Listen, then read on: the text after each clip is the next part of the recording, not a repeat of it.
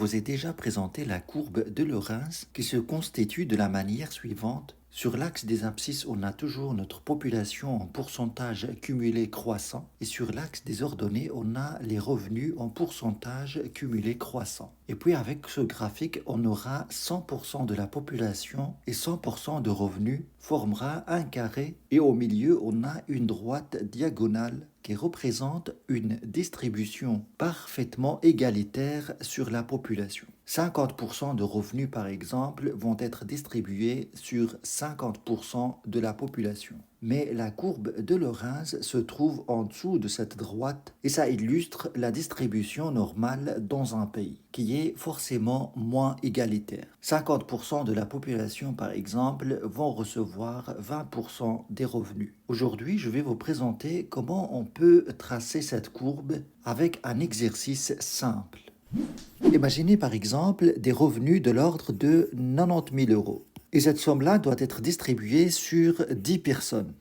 Et on va imaginer que cette distribution en fait de ces revenus qu'on peut noter XI s'effectue de la manière suivante. Vous avez par exemple 2 personnes reçoivent 1 000 euros. Je vais noter ici les chiffres en milliers d'euros. Une autre personne reçoit 3 000 euros. 2 personnes reçoivent 10 000 euros chacune. Une personne reçoit 15 000 euros et 2 personnes reçoivent 20 000 euros chacune. Et le total des effectifs, ça fait notre population de 10. Alors là, on a notre population et là, on a nos revenus. Et par rapport à la courbe de Lorenz, on a notre population ici en pourcentage cumulé croissant. Et sur les ordonnées, on doit avoir nos revenus en pourcentage cumulé croissant. Eh bien, on doit développer ce tableau de sorte à avoir une colonne de population en pourcentage croissant et aussi des revenus en pourcentage cumulé croissant. Eh bien, ce tableau va se développer de la manière suivante. On ajoute une colonne où on va exprimer la population en pourcentage. Alors là, il y a une erreur car on n'a pas 100%. J'ai oublié 2 personnes qui reçoivent chacune 5 000 euros. Je règle ce problème et on continue ce tableau jusqu'au bout. Les 2 dernières colonnes, c'est bien les données qui vont servir à la représentation graphique de notre courbe de Lorenz.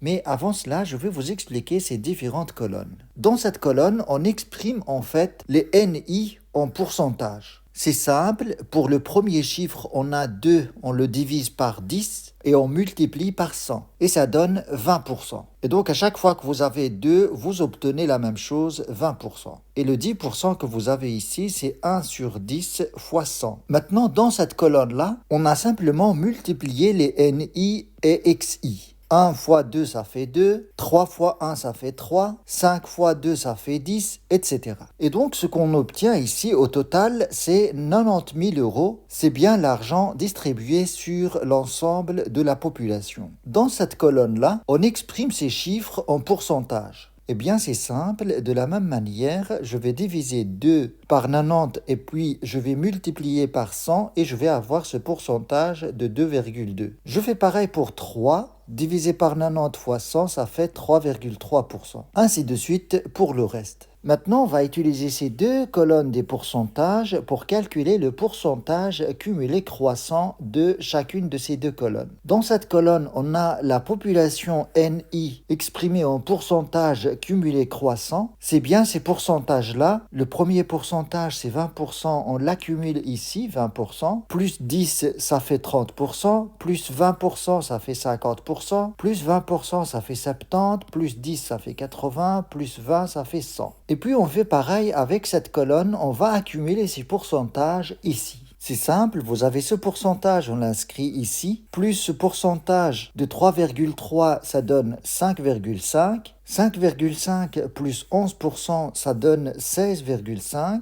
16,5 plus 22%, ça donne 38%. Ainsi de suite, jusqu'à la fin, on aura 100%. Maintenant, ce qui nous intéresse dans tout ça, c'est les 2 dernières colonnes ici. Donc, ce qui reste à faire, c'est simplement de représenter ces 2 dernières colonnes dans un graphique où on va mettre sur l'axe des abscisses notre population exprimée ici en pourcentage cumulé croissant. Donc là, je note NI en pourcentage cumulé croissant. Et sur l'axe des ordonnées, on va représenter notre revenu en pourcentage cumulé croissant. Je vais avoir un 100% ici. et un 100% au niveau population. Je trace la droite qui représente une distribution de ces revenus d'une manière parfaitement égalitaire et puis je commence à tracer ma courbe de Lorenz sur base de ces informations. Je commence par ces premiers chiffres ici. 20% de la population, c'est à peu près ici, et 2,2%, ça représente un revenu très très faible, on va dire ici. J'aurai mon premier point quelque part ici. Je passe à 30% et 5,5%.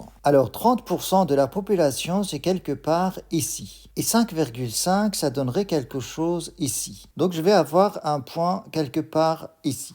Et puis, vous avez 50% de la population reçoivent 16,5% des revenus. 50% de la population, c'est quelque part ici. Et 16%, ça donnerait un point quelque part ici. Je représente maintenant 70% de la population et 38,5% des revenus. 70%, ça donnerait quelque chose ici. Et 38%, ça peut faire un point quelque part ici. On va voir maintenant 80% de la population reçoivent 55,2% des revenus. 80, c'est ici. Et 55, ça fait un peu plus que la moitié, donc ça donnerait quelque chose ici. On a donc ce dernier point de notre courbe de Lorenz. Ce qui reste à faire maintenant, c'est de joindre ces différents points pour tracer notre courbe de Lorenz. Et voilà notre courbe de Lorenz. Après, ce qui reste à faire pour bien interpréter cette situation, c'est de calculer par exemple l'indice de Gini qui se formule de la manière suivante, la surface A sur A plus B. Visuellement, on peut voir que cet indice va se rapprocher de 0,5.